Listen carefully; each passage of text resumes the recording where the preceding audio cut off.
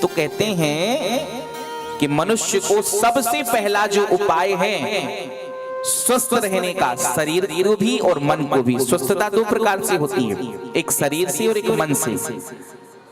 हर मनुष्य को प्रातः काल जल्दी उठना चाहिए। हमारी ये जो हिंदू सनातनी वैदिक परंपरा है ना, बहुत अद्भुत है महाराज, अद्भुत वैज्ञानिक है। इससे बड़ा विज्ञान तो कहीं है ही नहीं संसार में, दुनिया में।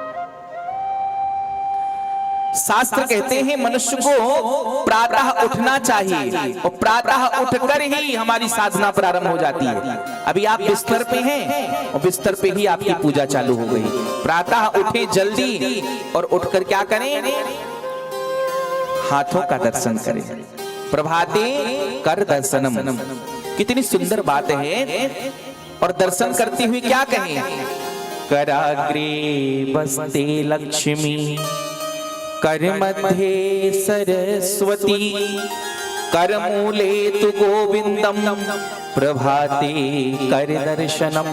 कितनी सुंदर बात कही गई है। कराग्रे बसते लक्ष्मी, यदि आप कर्म करोगे तो आपको लक्ष्मी अवश्य प्राप्त होगी, क्योंकि कराग्रे बसते लक्ष्मी।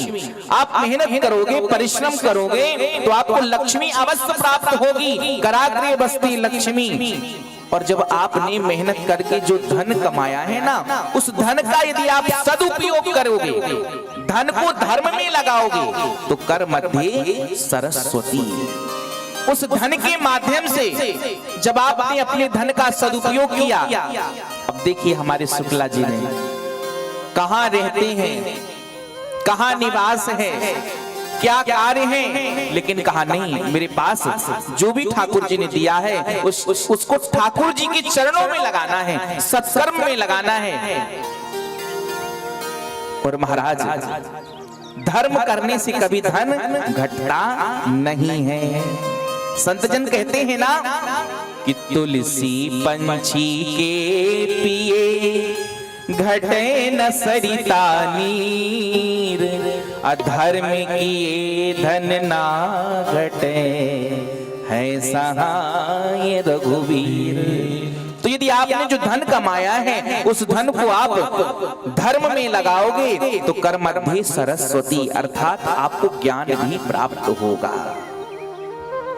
और आपको जो ज्ञान प्राप्त हुआ है उस ज्ञान के माध्यम से गोविंद को जानने का प्रयास करेंगे तो कर मूले तो गोविंदम, प्रभाते कर दर्शनम। अब आप बताइए, इतना सुंदर वैदिक सनातन हिंदू धर्म के, अभी हम बिस्तर में हैं, कहीं नहीं गए हैं, लेकिन प्रारंभ से अंत तक का ज्ञान मिल गया हमें।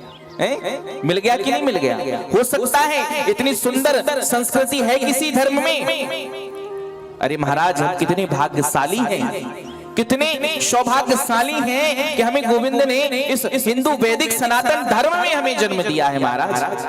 मैं तो कभी कभी सोचा करता हूं कि ऐसा कौन सा पुण्य होगा, क्योंकि पुण्य तो हम लोग कर नहीं पाते महाराज।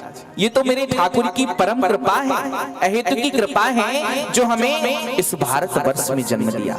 और मैं निवेदन करता हूं कि हे ठाकुर, आपकी तो कृपा, आपने मुझे भारत वर्ष में जन्म दिया, ये आपकी महती कृपा है। और दूसरी महती कृपा कि हिंदू वैदिक सनातन संस्कृति में हमारा जन्म हुआ, ये तो आपकी और बड़ी कृपा है।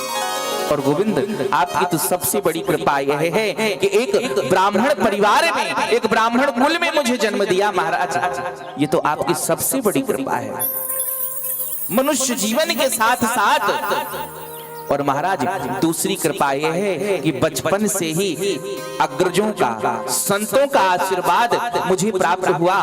ठाकुर जी, आपकी बहुत बड़ी कृपा है। और सबसे बड़ी कृपा तो यह है गोविंद कि आपने अपनी ही कथा कहने और सुनने की सेवा प्रदान कर दी महाराज। इससे बड़ी कृपा क्या हो सकती है?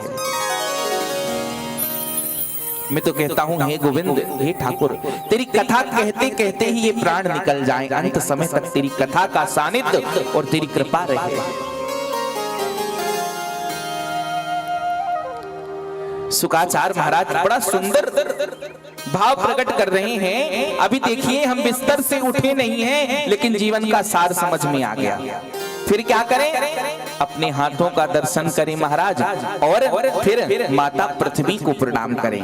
माँ पृथ्वी के ऊपर पैर रखने के पूर्व माँ से कहें कि हे माँ, समुद्र वसनी देवी पर्वत स्तन मंडले विष्णुपति नमस्तुभ्यं पादस्पर्शम क्षमस्व मे। ए माँ, मैं कर्म करने के लिए आपके ऊपर पैर रखता हूँ, माँ मुझे क्षमा करें, ऐसा निवेदन करें। और फिर नित्य कार्य करने का प्रयास करें। ऐसे जब बार बार करेंगे तो भगवान की कृपा से आपका यह मन रूपी जो चंचल है मन, यह मन धीरे धीरे स्थिर हो जाएगा ठाकुर जी के चरणों में।